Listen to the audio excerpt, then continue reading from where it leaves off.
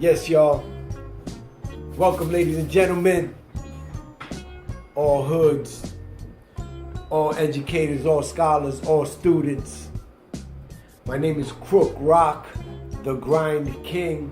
Yeah, Krook, spell it with a K and not with a C, as you already know by now. The one and only. Hip-hop since 89. I've been hip-hop since 89. That's when I wrote my first rhymes. I'm gonna tell you the story because we have to go all the way back before we even get into everything that I'm gonna talk about. We have to get into who I am, what got me to this point, to be able to tell you the things that I express. Maybe opinions, maybe known facts, but truth is the aim, you know what I'm saying? So 89, my brother Merk, DJ Merk Beats, Boiler Room Studio, engineer extraordinaire, you know what I mean? We've been at this since 89. We got our beats. Mom Dudes bought us some speakers. We had like one homie had a turntable, another homie had a tape deck. We had the speakers and the amp.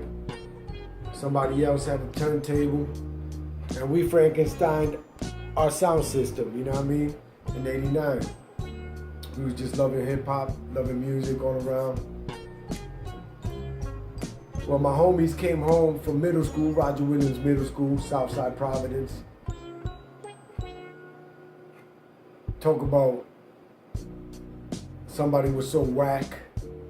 He was a Puerto Rican rapper. The first time you heard a Puerto Rican rapper was on stage somewhere, you know what I mean? Around our way anyways, Providence, Rhode Island. And my brother and my homies, they was younger than me. They were a couple years younger than me. I was already in high school. So they come talking about the talent show and this Puerto Rican rapper named Double J, and he was so whack and this and that. So you know, I just said, well, why don't we just write a song dissing him? You know, that was the first thing that got me into the game, like, was dissing niggas. KRS, The Bridge Is Over, all that was only a couple of years ago, you know what I'm saying? So we still on that mindset of, you know, if we think they corny, if their rap is weak, they get dissed. They shouldn't be speaking, they shouldn't be on the mic if you ain't got the skills, you dig? So what ended up happening is we got into the writing session. We didn't even focus on the kid from the talent show. We just started writing raps dissing all the rappers that were out at the time, you know what I'm saying, that we didn't like. Might have had whack rhymes, weak beats, but you know, there always been whack rappers. As long as people been making money off rap, they've been whack rappers and dumbass investors that put money behind them. So, you know, that's what got me started into rapping when I started rhyming, but always loved hip hop. Used to sit there in front of my system and listen to 90.3, 91, way back, early, mid 80s, you know what I'm saying? Run DMC, Christmas rap, hearing that for the first time, hearing Dougie Fresh, and MC Ricky D, The Show. You know, when you're hearing these joints for the first time, you know, you ain't know you're gonna be into hip hop like that. You're just a fan, you know what I mean? First time I heard a wiki, a wiki. I said, what's that? I'm in the backyard. That's coming from the speakers. Boom, that joint is knocking. The whole block could hear that. I'm Cosmo D from outer space. Don't. Yo, he was just killing it. The beat was crazy. How could you not fall in love with hip hop? You know what I mean? It was pure, it was fun, it was energetic. You know what I mean? So soon after, I just kept on writing. My homie wasn't even writing. He couldn't even keep up. He didn't even care. I just kept going, writing. By 91, I started doing little shows, little rap contests and stuff like that. Took me a while to learn how to rap on beat. I had brothers like Be Proud, Little Buddha. Those were my rhyme partners back in the day. My man Tydell. I was like their DJ, and there was the MCs, but I rapped. I just didn't know how to rap on the beat. They didn't really know how to show me. Never really taught me how to do it. I had to learn on my own by listening to Poor Righteous Teachers, listening to Chill Rob G, just studying their flow and then just writing my rhymes, emulating the patterns that they were using, and then it all started to fit in, started to make sense. Boom. I was a DJ, I started making beats. That was a natural transition that I started making beats. I started just blending songs together first before I could make a beat. Then Marcus Lewis was my first producer. He used to let me sit in with him while he made the beats on his SP12, Emu SP12. And I was honored and I had the privilege to sit there by him and be his pupil, and he showed me he was a dope producer. He still is a dope producer. I don't know where he's at or what he's doing at the moment, but you can't be that dope back then and still not be dope. I mean, he showed me everything I knew. I was doing shows rocking to his beats. Black crowds that never seen Spanish rappers on the stage. I'm dropping it, and I got this ill-ass production behind me, original beats. The crowd was just like, where the hell these dudes come from? And there was a crew of us. At this point, we had formed the Mac Men, 1992, my senior year. We were flying high. We had the dopest crew, the Mac Men. We started doing the graffiti. I was always a graffiti head. Ever since I could write on my own, I've been doing graffiti. I started to form the group, started to teach brothers how to write, made up names for the cats who couldn't create their own names. And if they couldn't write their name, I used to tag their name for them. And everybody in the crew got popularity, you know what I mean? We had beef with the Kings. Back in the days, we had a few cats came from New York, influenced some other brothers from out here to form a group. They were called the Kings. It was like from the other side of town. So we really didn't mess with them like that. You know what I'm saying? Didn't know them like that. So, you know, it was like, whatever, man, you know. We the kings here. We trying to run things. We trying to show everybody that we them dudes. You know what I mean? We getting up on the stage. We out performing. We in the battle competitions with the best MCs in the game. You know what I'm saying? Back then in Providence, you know, we were going against the best. Body Bag Boys, you know. We was tied with them at the biggest talent show. It was a hood talent show, you know what I mean? It ain't like these talent shows today where you don't even know where these people come from. This was all hood brothers that would show up at house parties and grab the mic. We've been letting dudes grab mics at the house parties since 89, 90, you know what I mean? 91, 92. We was bum rushing house parties. We was performing. We was DJing. We had all the girls. We had OGs coming to our parties. We were high school kids doing ill parties. We got the OGs that ain't even in high school no more showing up at our parties trying to grab our girls. No, buddy. Not gonna happen. You know what I mean? So 92 it was on. It was senior year. We was living it up. We had all the girls. We was doing all the shows, all the high schools. Big up Hope High School. You know what I'm saying? Mount Pleasant. We had members at all the major high schools in the city. And we was all about rocking our own original style.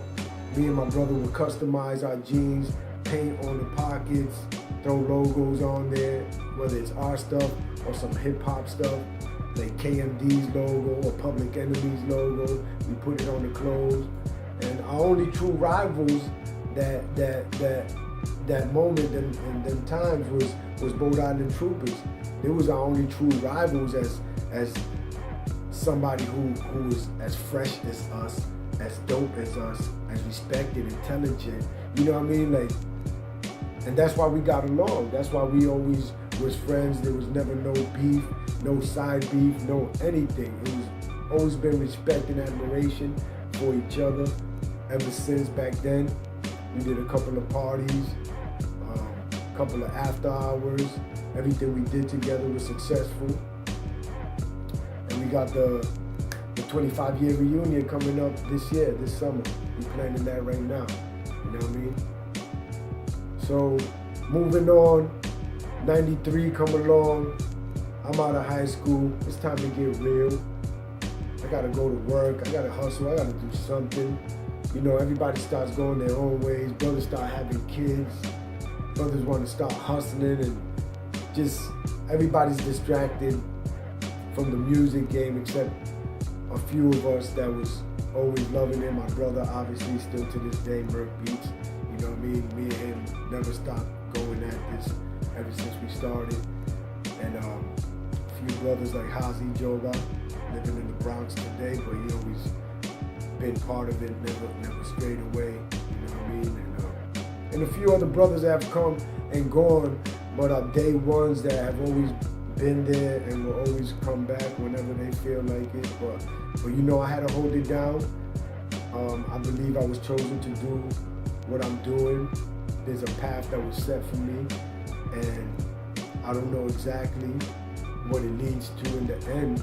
I just know that I'm driven to do the things that I do, to be motivated, to be creative, to want to be outstanding, to want to be historic in the things that I do.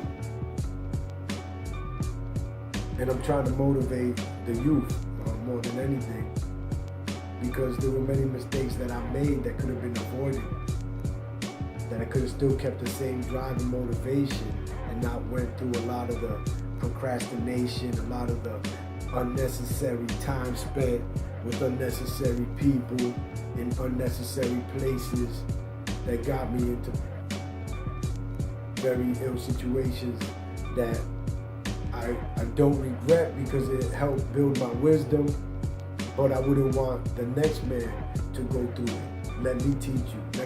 Let me be the one that went through it and learn through my mistakes. Also learn through how I've made progress as well.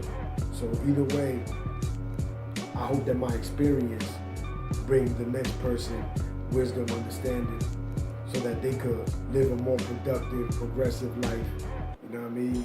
And not have the setbacks that'll keep them back, keep their families back. Because if you don't make progress, your family's not making progress. Whether you have kids or not. If you're not making progress, your mother's not making progress. She raised you. She did a lot. She probably still do a lot. You know what I mean? If you're successful, you could take her out of that constant work, struggle, you know what I mean? And if you got kids and you're successful and you're doing your thing, then their life is much easier, brighter, happier. They don't have stress, mental issues from rough situations that your non-progress have led them to be in, you know what I mean? So moving along, 93, I'm solo now. I'm solo, I'm making beats on my own, because my brother bought the beat machine, and you know, we just went in on it. You know, it was natural. So I'm doing my solo shows, I'm creating songs, I'm producing. This goes on. 94, my homie Tat, R.I.P. Dr. Fernando. He's the first one to believe in me, to compare me to known rappers in the game. He wanted to invest in me. So he's the one that paid for my first professional studio recordings. And, you know, the brother was just straight real. He's like, you dope, you fly, you representing for the Dominicans, and I want to see you blow up and represent for us, because we ain't never had no representation on the commercial level like that in the American hip-hop side of things. You know what I'm saying? So he's like, you're going to be that one. You know what I mean? He got killed that same year, only so many months after we started building together on what the future gonna look like. He paid for a couple of sessions. Then after that, I had to keep it going, you know, one way or another. I owed for some sessions that I ended up selling my pit bull just to get some work, which changed everything around. I sold my pit bull, I got some work, gave it to the homie at the studio, got more money for the work on top of paying for the studio, copped some bud, started flipping the weed, you know what I mean?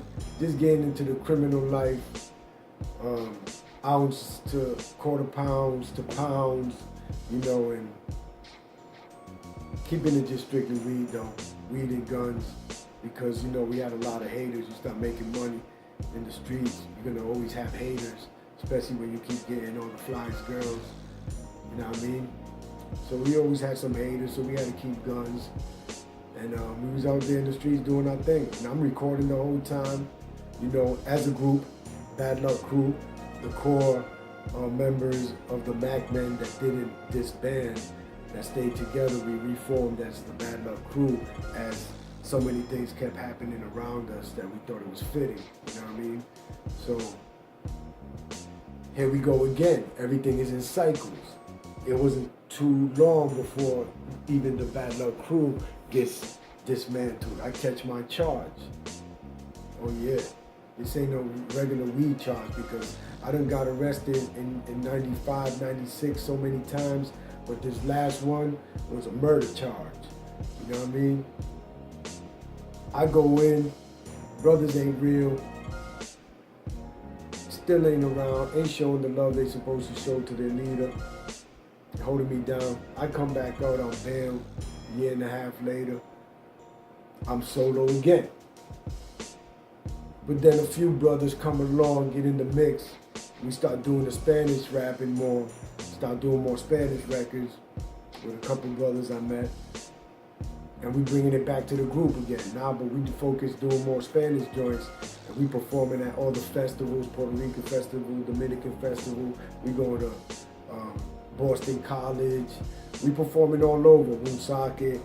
But then my time was up, you know. 98 was a whirlwind. It was a whirlwind. But my time was up and I got sentenced. After charge got dropped down to manslaughter, I was sentenced to 9 years. The day after I sent my first record to get pressed. It was BLC, it was an EP, 7 years of Bad Luck. And the record came out after I had started doing my big up to DJ Buck for playing it on the Hot 106 2 weekends in a row. You know what I'm saying? He knew I was locked up. He was showing love. And, you know, everything was supposed to be on the up and up, but we starting over fresh now. You know what I'm saying? I'm a new man in the making. I'm gonna become the best MC. I'm gonna become the smartest. I'm gonna just elevate myself to the highest levels possible. You know what I'm saying? The whole time that I'm there, no matter how much time it was gonna be. You know what I'm saying? So I had to come to grips with that and put myself in the position that I was gonna be able to handle that and be a man about it and do what I'm supposed to do and build myself up so that I could come out and be everything that I was supposed to be and more. And sure enough, you know what I mean? Did my time, got out on parole, came out 2002, started getting in the studio, got in the studio, recorded a couple of albums independently, put out the albums. My godfather funded them, which I paid him back after I got the record deal 1.5 years later. The record deal Whoa, Krook Rock is gonna blow up. He got the van. Oh shit, I seen him on TV. You know, there's a lot of fraudulent things that people don't see in the background that happen. You know what I mean? They only see that you're up, and then they see that you're down. So they make all the stories up of what happened. You know what I'm saying? But I never came down. It was just all an illusion. You know what I mean? The record label put up the illusion, but they didn't put up no realness. You know what I'm saying? And management wasn't doing their thing. I lost my real manager, Lucky. Lucky's the one that got me the record deal while he was on the run in Florida. I was sending them CDs, I was sending them posters, flyers, any event that I'm doing, any CD I put out, send me everything. And he was busting his ass out there, making meetings, and finally got me that record deal. Then his time was up. Because right after I got the record deal, they snatched him up. So everything we negotiated for the contract didn't all go through. Everything that we agreed on didn't happen because I didn't have my real manager, and I had an appointed manager that wasn't doing his thing because management in music was not his passion nor his intent. He was one of the investors and, you know, accountants rather, you know, who just took on the management position because he was going to write a few checks and overlook a few things, but he didn't know what he was doing on the musical level. You know, you got to have the gift of gab. You got to be in people's ears. You got to be hollering at promoters, producers, everybody in the game. You got an artist that's just signed. You got distribution with Universal. You're supposed to be doing your thing for your artists, like every day, all day. So when things didn't go accordingly, and the label backed out. They backed out because management wasn't keeping up with everything that was needed to get done. I was there on time every day, every week, any time. I was getting my own shows. I was doing shows in Mexico, New Mexico, Arizona, El Paso, that I was booking on my own, doing my own self-management, and I was doing events in Massachusetts, New York. I was all over the place. I was doing it all self-management. You know what I'm saying? Always had a little crew team beside me, here and there. You know what I'm saying? But they pulled back. I moved forward. You know what I'm saying? Into the grind king. Back to my mixtape days from when I used to do mixtapes in 89, 90, 91, 92, 3, 4, 5. You know what I mean?